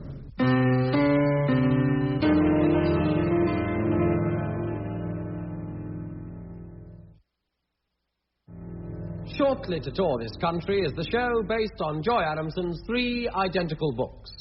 Born Free, Living Free, and Forever Free, the triumphant musical Loving Free. And here is the hit song from the show, Pride and Joy.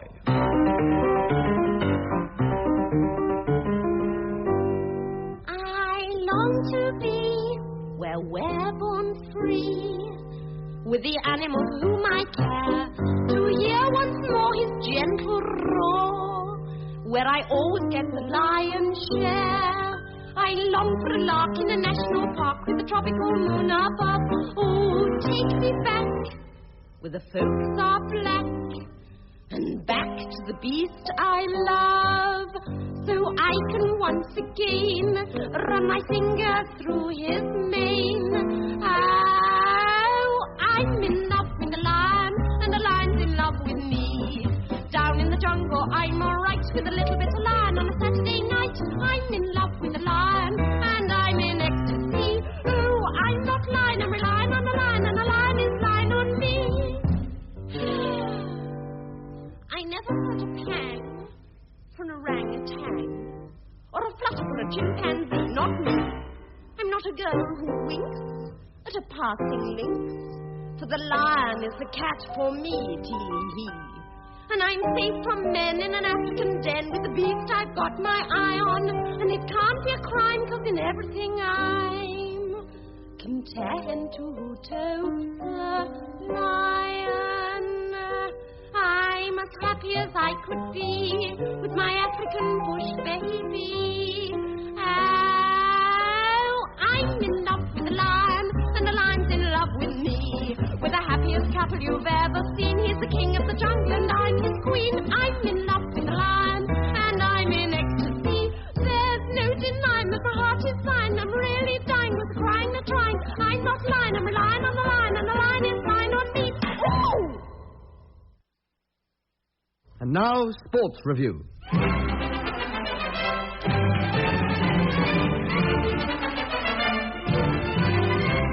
And it's North with Alex Stilton for an exclusive view of yesterday evening's workout by Herbert Crimble, Northeast Auckland area wine-tasting champion.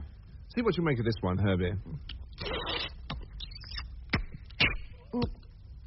It's enchanting. It has a certain, I don't know what, a certain, je ne sais quoi. Now, unless I'm very much mistaken, it's a claret. You are very much mistaken. Oh, Of course I am. Silly Billy me. Of course it's not a claret. It's not a bit like a claret. It is in fact a burgundy. Yes, that's what it is, a burgundy. A very fine, full-bodied red burgundy, a 53 Chambon Musini. Pretty badly bottled, I'm afraid, so it probably came from the Lefranc vineyard. Poor old Lucien Lefranc, he was past it even in 53. His wife used to say, poor old Lucien always bottles so badly, because he's always so badly bottled. Oh, beautiful woman, his wife, a marvellously mature 38 vintage with a lovely nose and full body. No, I'm afraid it's not a burgundy, Herbie. It's not. No. Of course it's not. No. Am I getting warm? Not exactly, no. But remember, you are allowed 2 tastes if you wish. Oh, yes. Now, of course, it's an Australian champagne, isn't it? Cliquot Wallaby 1964. Yes, that's right. Cliquot Wallaby. At least it could be. Oh, wait a minute. It has a slight suggestion of strawberry, so it's probably, in fact, an amusing little Japanese hock. A Nissan Nagasaki. Either that or Romanian rum extract. No? No, of course not. It's a pint of bitter, isn't it? No? Half a bitter? Bitter lemon? Little bitter lemon? Lemon tea? Lemon squash? Milk? Water? Coffee? No, Herbie, I'm sorry. It is, in fact, a plate of steak and chips. Oh, of course it is.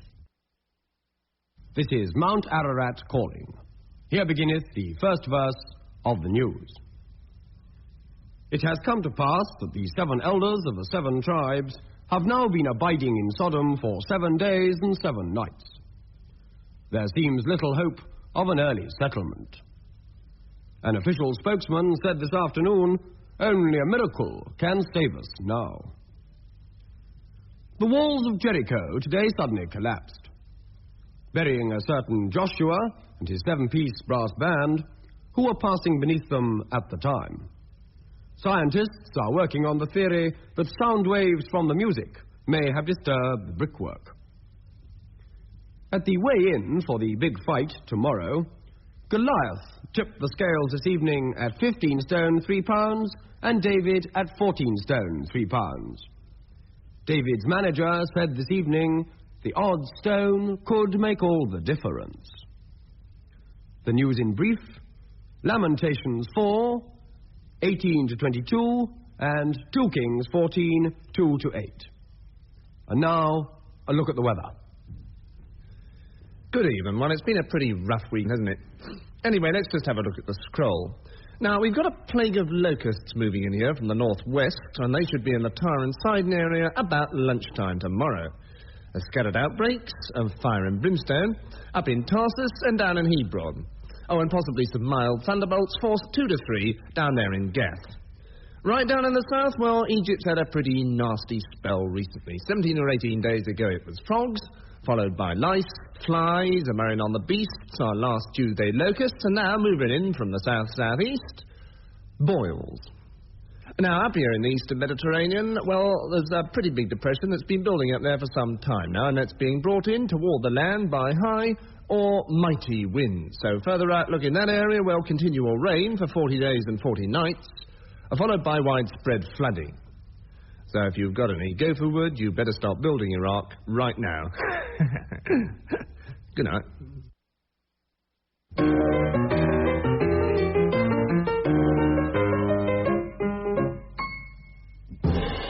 Here at the Asia Vision Song Contest, it's time for this year's #1 song, sung by Rickshaw and the Jinx Pops.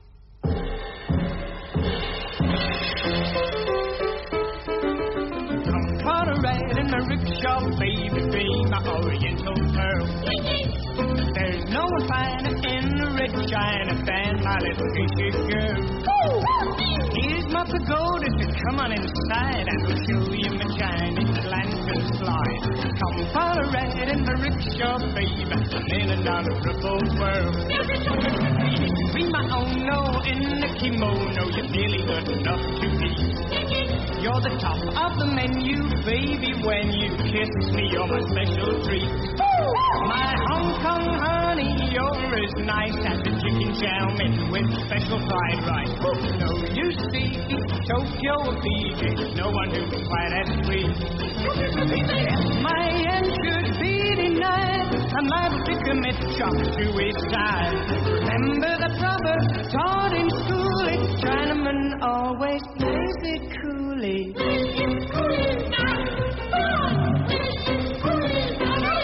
And a kick in your arm, I'll never harm you. Why don't you put down that shield? Just hug me, squeeze me, scold me, tease me, come into the paddy field.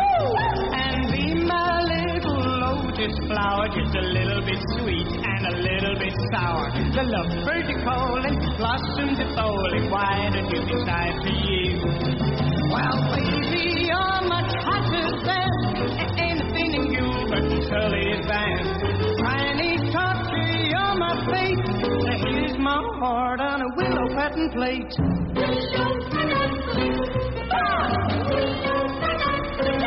So come for a ride in my rickshaw, baby. Let me be a Chinese fan. Just think of the nation, our population, but keep up if it only can. There's a Chinaman born every minute you'll find, so we better start now, cause we're slipping behind. Come on and try it, we'll just defy it, helping out the 5-year plan. We're helping out the 5-year plan. We're helping out the 5-year plan.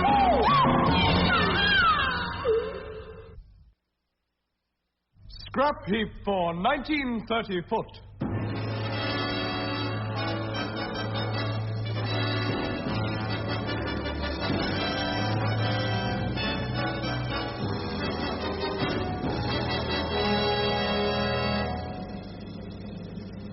$19.30 a year of contradictions of 52 weeks. And as you step back with me into the world of January 1930, what is it you notice? Women in string and plastic bonnets and knee-length football shorts. The latest Paris fashion and all the rage. Men in baggy trousers, so baggy they have to jump in the air to see if they've got feet. Horse-drawn bicycles, and everywhere in the towns, streets. On postage stamps, the bearded profile of Queen Victoria. You can send a letter for 3 halfpence, eggs 2 each, stingrays only 4 shillings a dozen. A silk suit costs ½ a crown, a small saloon car only 12 and 6, and you can buy a brown paper bag for just 35 shillings.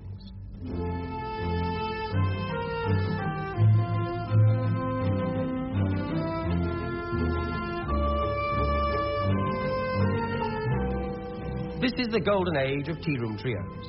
The nightclubs of Mayfair and the pubs and back alleys of Tyneside echo and thrill to the airs of Muriel Spriggs, Ethel Trunk, Lou Goldstein, Griselda Sutcliffe, and the greatest of them all, Victor Sylvester.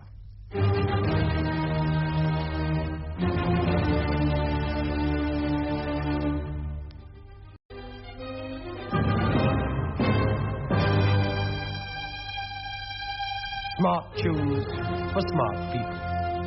Evening dress was worn everywhere. At the ballet, on the beach, in bed. Was this then the age of elegance? Not a bit of it. It was the age of contradictions. No, it wasn't. Yes, it was.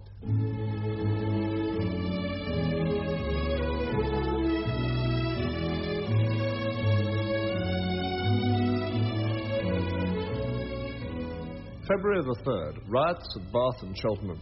Hailstones the size of grand pianos in Bradford. Martial law declared in Weston-super-Mare. Hailstones the size of railway engines in Crewe. We now know that the hailstones the size of railway engines in Crewe were in fact railway engines. The size of hailstones. Yes, the 30s, the pre-hovercraft era. Years to remember. At the Prince of Wales, Maurice Chevalier was making his farewell appearance. I'm glad I'm not young anymore.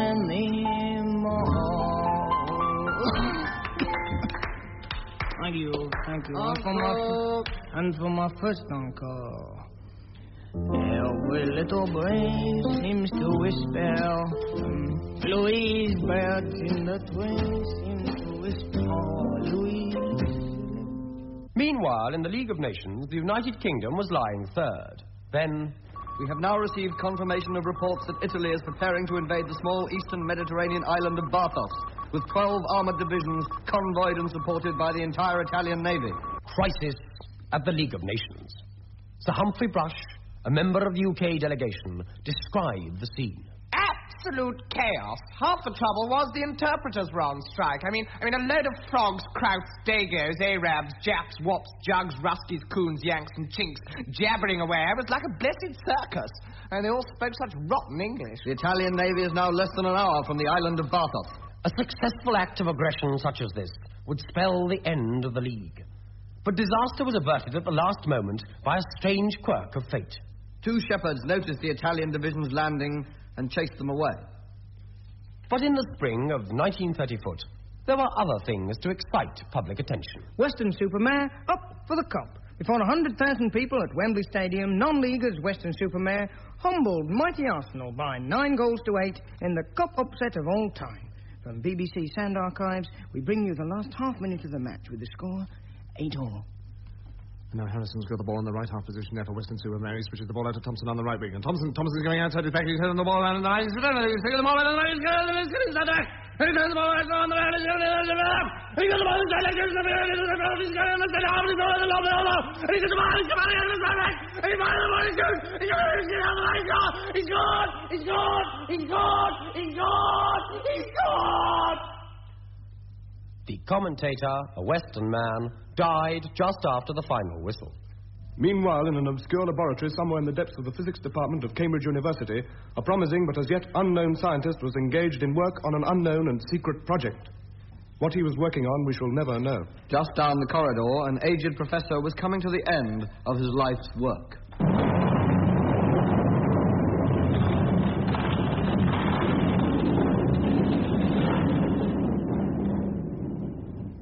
Next day, our attention was suddenly focused on Buckingham Palace.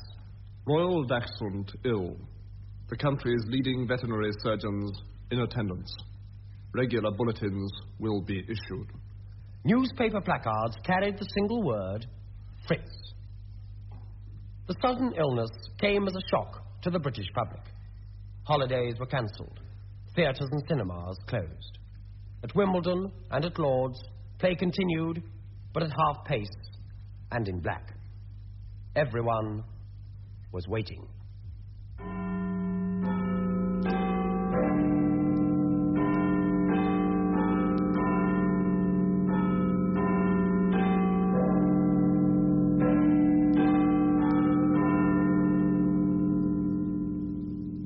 Here is the 9 o'clock news. The nose of the Royal Dachshund is still gravely warm this evening, despite the quantities of brandy and Chateaubriand steak administered to him hourly. War has been declared in Europe between... How did the ordinary, average, everyday man in the street feel? All I remember was his sense of numbness. Everyone was waiting. And the woman in the street? Don't know. On August the 8th... Tonight, the BBC will remain open. Any further news of Fritz will be given after the striking of Big Ben every 17 minutes. And on the morning of August the 9th... This is... London. At a few minutes past 8 this morning, Fritz passed quietly away. And here is the late football result. Swindon 2, Preston 2. But there's a brighter side to the halfpenny. In the world of cinema, the musicals are all the rage. At the Bijou, Piccadilly Circus, Maisie Bartlett and Sidney Prune were at the top of their form in Arthur Goat's Love in Springtime. As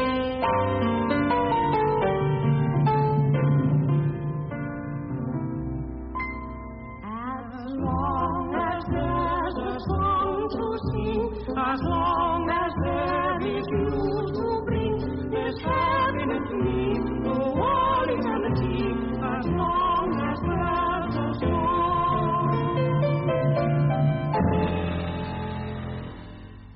While at the Ritz, Leicester Square, Jessie Carter and Wilbur Gannett star in Hector Braun's smash musical hit, Loving You. As long as there's a song to sing, as long as there is news to bring. Court action followed. This, then, was 1930 foot. A year of triumph and tragedy, of high hopes and bitter disappointment, of prunes and custard. But perhaps the climax to the year's achievements came with the launching of the mighty Queen Anne. I named this ship the Queen Anne. God bless her and all that sail in her.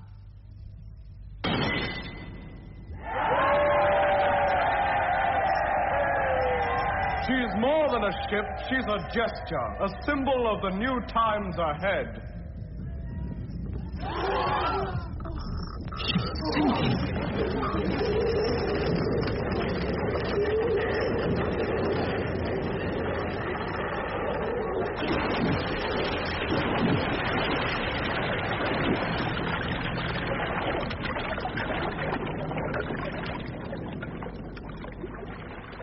Oh, well, anyway, we've still got the Titanic.